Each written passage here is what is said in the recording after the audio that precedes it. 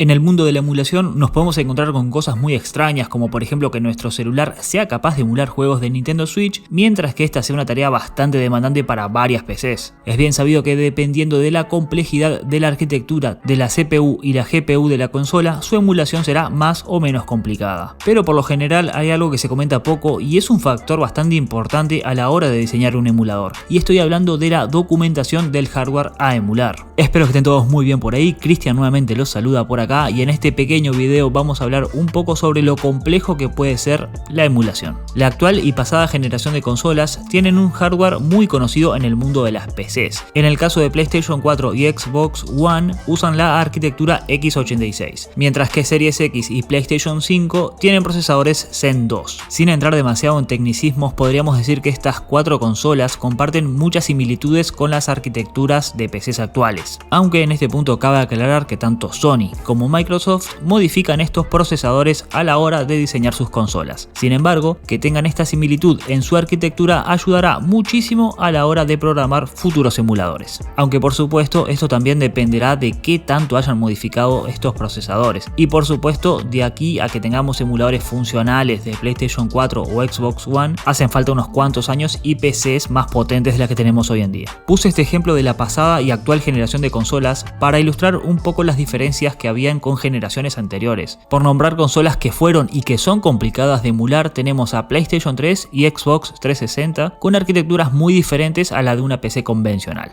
Incluso una generación antes teníamos a PlayStation 2 con su procesador Emotion Engine. En este último caso estamos hablando de una consola que en términos de potencia estaba por debajo de la GameCube. Sin embargo, fue mucho más difícil lograr hacer funcionar correctamente un emulador de PlayStation 2 que de GameCube. Y esto se debe porque el Emotion Engine es propiedad de Sony y cómo funciona ese hardware y su documentación no son públicas. Y al no estar basados en una arquitectura conocida, por así decirlo, fue mucho más complicado para el equipo de PCSX2 llegar a lo que es hoy en día el emulador, y lo ha conseguido aplicando la muy conocida ingeniería inversa. Por otro lado, y sin quitarle ningún mérito al equipo de Dolphin, el procesador de la GameCube y de la Wii fue diseñado por IBM y por lo tanto compartía algunas similitudes con procesadores de PCs, o por lo menos compartía bastante más que el Emotion Engine de Sony. Este tipo de complicaciones no solo la vemos en la emulación, sino también lo podemos ver en los ports entre plataformas. Muchas veces juegos que son porteados de PC a consola o viceversa tienen problemas de rendimiento graves. O incluso eso también puede pasar de ports entre consolas con arquitecturas diferentes. A la hora de emular, nuestra PC, celular o lo que sea tiene que traducir en tiempo real código de procesadores de X consola. Por lo tanto, esto va a requerir potencia bruta en el dispositivo que estemos usando, ya que estamos virtualizando un hardware y su forma de operar en otro completamente diferente.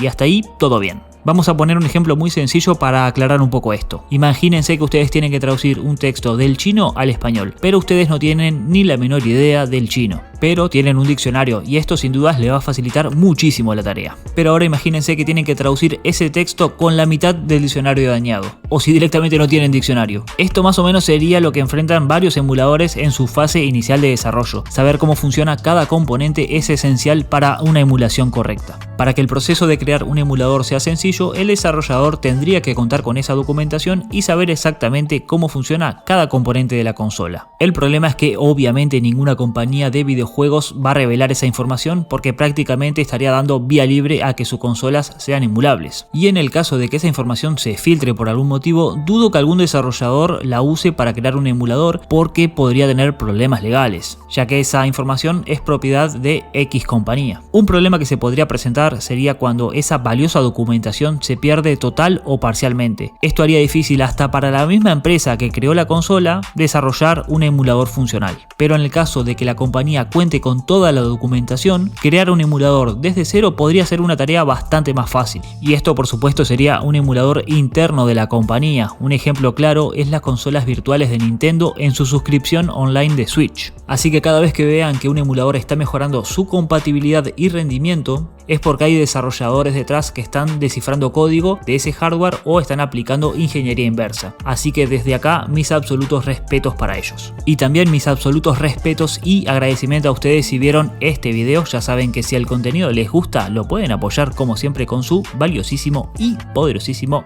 like. Y nosotros nos estaríamos viendo como siempre en un próximo video o directo. Que pasen todos muy bien. Chau chau.